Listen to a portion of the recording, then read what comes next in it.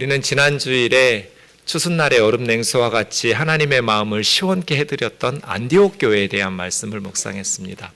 오늘은 고린도 교회에 대한 말씀을 묵상하겠습니다.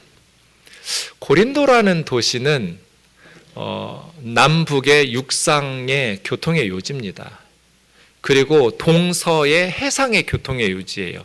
이오니아해와 에게해가 만나는 지점이에요. 지리적 위치가 좋다 보니까 상업과 무역이 매우 발달해서 고대 헬라 세계에서 가장 부유한 도시여서 헬라스의 별이라고 불리웠던 도시가 고린도입니다. 그 고린도는 아가야 주의 수도였고 또 많은 부유한 항구 도시라다 보니까 나라에서 몰려든 사람들이 함께 어울려 살고 있는 도시입니다. 안전한 항해를 위해서 각 민족의 우상들이 총집결한 우상의 도시라고 말할 수도 있습니다. 이 고린도라는 지역에 복음을 들고 바울이 처음으로 들어가게 되었습니다. 고린도는 성적으로 매우 문란한 도시였습니다. 고대 사람들이 성적으로 아주 문란한 사람을 고린도 사람 같다 이렇게 표현했습니다. 고린도의 소녀는 매춘부를 의미했습니다. 그만큼 고린도라는 도시는 성적으로 문란한 도시였습니다. 굉장히 부유한 도시이다 보니까 세계적인 철학자들이나 지식인들이 고린도에 와서 학교에서 학생들을 가르치면서 당시에는 철학과 수사학, 말을 설득력 있게 지혜롭게 하는 학문을 수사학이라고 하는데 철학과 수사학을 고린도에서 가르쳤습니다. 그래서 어떤 사람들이 아주 말을 설득력 있게 지혜롭게 말하면 고린도 사람처럼 말한다 이렇게 표현했다고 합니다. 이 고린도에 바울이 처음 들어갈 때 고린도전서 2장에 보면 이렇게 말합니다. 형제들아, 내가 너희에게 나아가 하나님을 증거하며 전할 때 말과 지혜의 아름다운 것으로 전하려고 하지 않았다. 고린도 사람들은 말을 잘했잖아요. 아주 설득력 있게 지혜롭게 수사학이 발전한 도시답게. 그런데 바울은 고린도에 복음 전하러 갈 때 지혜로운 말, 설득력 있는 말로 전도하지 않겠다고 작정을 했어요. 그럼 어떻게 선교하겠다는 거예요? 예수 그리스도와 십자가에 못 박히신 것만 전하겠다고 작정하고 들어갔어요. 고린도 사람들이 자랑하는 그 부요함 그리고 지혜와 지식, 이러한 도시에 들어가면서 우상으로 가득한 우상의 도시 고린도에 바울은 예수 그리스도와 예수님의 십자가에 못 박히신 십자가의 복음을 들고 들어갔어요. 그런데 그때 바울은 약하고 심히 두려워하고 떨었어요. 영적인 타락과 윤리적인 타락이 극심했던 고린도라는 도시에 나는 그때 약하고 두려워했고 심히 떨었다. 지금 바울은 육체적으로나 영적으로나 엄청나게 박해를 받으면서 복음을 전하면서 선교하고 있었어요. 그런데 그 어느 도시보다 고린도는 엄청난 우상들이 있고 엄청난 박해가 있을 것을 예상하면서 약하고 두려워하고 심히 떤 마음으로 고린도에 도착했어요. 바울은 어떻게 복음을 전하며 선교했을까요? 무슨 힘으로 이 상태에서 약하고 두려워하고 심히 떠는 선교사가 이렇게 영적으로나 윤리적으로 타락한 도시에 예수님의 복음을 전하면서 사역할 수 있었을까요? 본문 보겠습니다. 그 후에 바울이 아테네를 떠나 고린도에 이르렀는데 고린도에서 아주 소중한 사람들을 만납니다. 아굴라와 브리스길라라는 부부입니다. 원래 아굴라라는 유대인인데 본도라는 흑해 밑에 있는 본도라는 데서 자라난 사람이에요. 본도 출신 이 아굴라가 로마에서 살고 있었어요. 로마에서 일하면서 살고 있었는데 49년에 로마에서 유대인들을 추방시키는 클라우디우스 황제의 칙령이 내립니다. 수에토니우스라는 역사가의 글에 의하면 로마시에서 크레스투스라는 사람의 선동으로 인해 소요가 일어난 유대인들의 그러한 소동 때문에 클라우디우스 황제가 로마시에 있는 모든 유대인은 떠나라고 추방령을 내린 거예요. 아마 역사가들은 그 크레스투스가 예수 그리스도를 의미하는 것 같아서 로마시에서 예수님을 영접한 그리스도인들과 예수님을 거부하는 비기독교인 유대인들 사이에 유대교 그룹 내에 큰 마찰이 있었던 것 같아요. 그래서 로마시에서 유대인들 간의 크리스찬과 난크리스찬 간의 갈등 때문에 아예 그냥 황제가 유대인들은 로마시에서 다 떠나라. 이게 49년이에요. 그래서 원래는 본도 출신의 아굴라와 브리스길라 부부가 로마시에서 살고 있다가 고린도로 최근에 이주했다. 새로 온지라 이렇게 표현하는 거예요. 3절에 보면 아굴라와 바울은 생업이 같았어요. 직업이 같았는데 그 일이 천막을 만드는, 짐승 가죽을 벗겨서 천막을 만드는 많은 육체 노동이 필요한 아주 고된 직업이에요. 바울은 그렇게 아굴라 사장님 밑에서 천막을 만들어서 직접 자비량 사역을 시작한 거죠. 데살로니가 전서 2장 9절에 보면 형제들아 우리 수고와 애쓴 것을 너희가 기억하리니 너희 아무에게도 폐를 끼치지 아니하려고 밤낮으로 일하면서 너희에게 하나님의 복음을 전했다. 바울이 이렇게 말해요. 성도들이 다 알고 있으니까 거짓말 할 수가 없어요. 너희가 보고 알아서 기억하듯이 우리 선교사들이 성도들과 교회에게 폐를 끼치지 않으려고 밤낮으로 일해가면서 하나님의 말씀을 전했다. 고린도전서 4장에서도 코린도에서도 말합니다. 바로 이 시각까지 우리는 굶주리고 목마르고 헐벗고 매맞고 정처 없이 거처도 없이 떠돌아다니면서 수고하여, 이 수고했다라는 말이 코피아오예요. 코피아오라는 헬라 말을 선생님들이 암기시키려고 코피나게 수고했다 이렇게 가르쳐요. 그러니까 이 수고는 그냥 할 만한 수고가 아니에요. 정말 힘든 수고할 때 코피아오 이 단어를 써요. 너무 수고해서 코피가 저절로 흐를 정도로 밤낮으로 일해가면서 그 힘든 육체 노동을 해가면서 성도들에게 우리 선교사역을 좀 재정적으로 후원해달라고 요청할 수 있잖아요. 그러지 않았어요. 패키치지 않으려고. 이제 막 교회들이 세워졌는데 믿음이 들어가지도 않은 성도들에게 선교비를 후원해달라고, 사역비를 후원해달라고 말할 수 없었어요. 그래서 바울의 선교팀은 코피아오, 수고하면서 친히 손으로 일하면서 그 많은 모욕과 박해를 축복과 참아가면서 그렇게 복음을 전했어요. 이런 상황에서 고린도에서 아굴라와 브리스길라라는 귀한 동역자를 얻었어요. 나중에 이제 로마서 16장 3, 4절에 보면 로마서를 쓸 때 그리스도 예수 안에서 나의 동역자들인 브리스가 아굴라, 이 브리스길라 아굴라 부부예요. 고린도에서 같이 있었던 사장님 부부란 말이에요. 54년도에 클라우디우스 황제가 죽어요. 그리고 네로 황제가 등극하죠. 그래서 54년 이후로는 로마에서 유대인 추방령을 내렸던 클라우디우스 황제의 칙령이 사라져요. 그래서 많은 유대인들이 다시 로마로 되돌아간 거예요. 로마서를 쓸 때 아굴라 브리스길라 부부도 이전에 살던 로마, 이탈리아로 다시 돌아간 거죠. 근데 로마서를 쓰면서 아굴라 브리스길라 부부에게 바울이 뭐라고 표현하냐면 그들은 내 목숨을 위하여 자기들의 목까지도 내놓았다. 바울의 목숨을 위해서 자신들이 대신 죽겠다고 나설 만큼 자기들의 목숨까지 내놓는 동역자들이라고. 그래서 바울이 얼마나 고마웠겠어요. 나뿐 아니라 모든 교회가 그 가정에 감사하는 그러한 귀한 가정이다. 바울은 약하고 두려워하고 심히 떨었어요.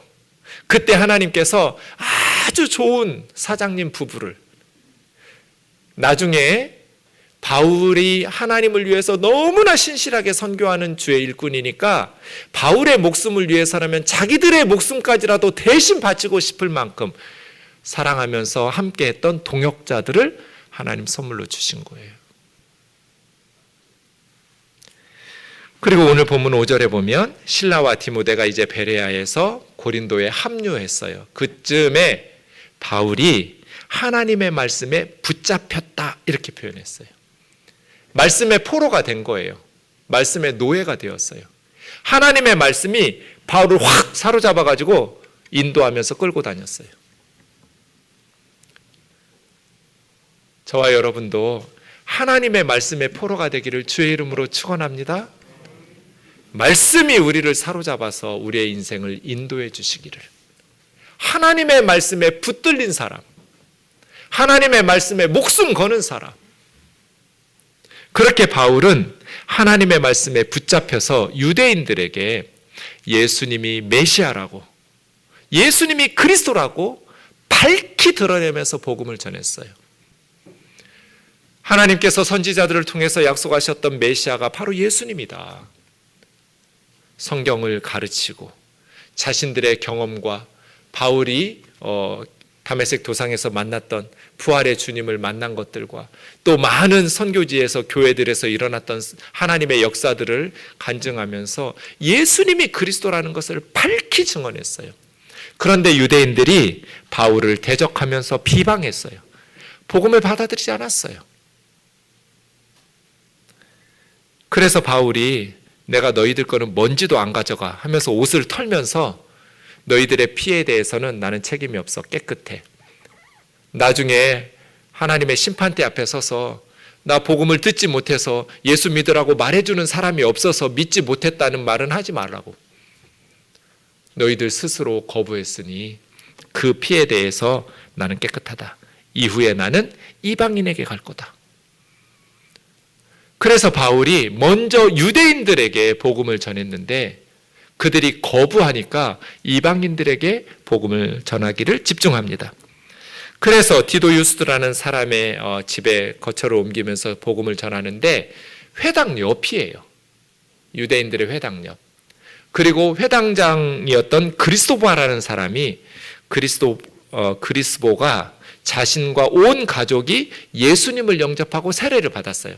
그러니 고린도 사람들, 회당 사람들, 유대인들이 바울을 얼마나 미워했겠어요. 회당 옆에서 사는데 회당장의 가족도 저 바울이 전하는 예수를 믿고 그리스도인이 돼버렸으니까 유대인들의 회당에 있는 바울에 대한 증오심은 굉장히 증폭되었을 것입니다. 그때 주님께서 환상 가운데 바울에게 나타나서 말씀하십니다.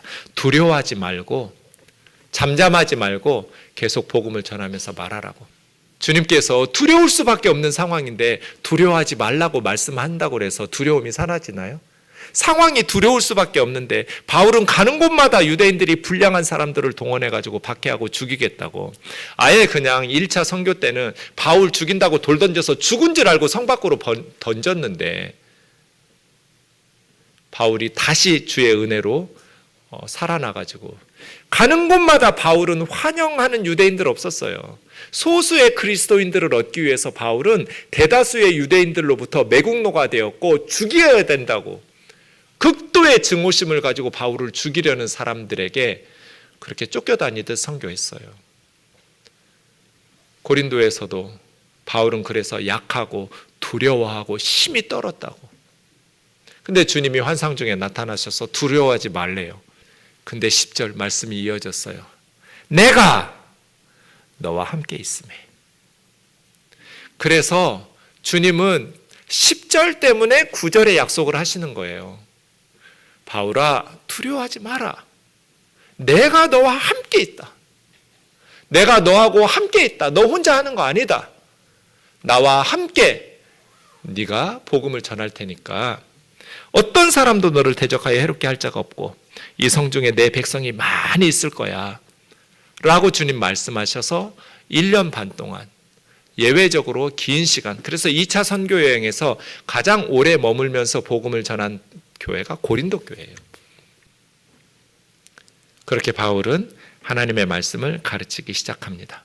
오늘 말씀에 보면 우리가 던졌던 영적인 타락과 윤리적인 타락이 극심했던 고린도라는 도시에 복음을 들고 사도 바울의 선교팀이 들어갔는데 그때 바울은 약하고 두려워하고 힘이 떨어졌단 말이에요. 그런데 이 상태에서 어떻게 복음을 전했는가? 본문에 3가지가 나와요. 첫 번째는 뭐예요? 아굴라 브리슬라길라와 같이 바울의 목숨을 위해서 자기들이 대신 죽겠다고 나서는 동역자들.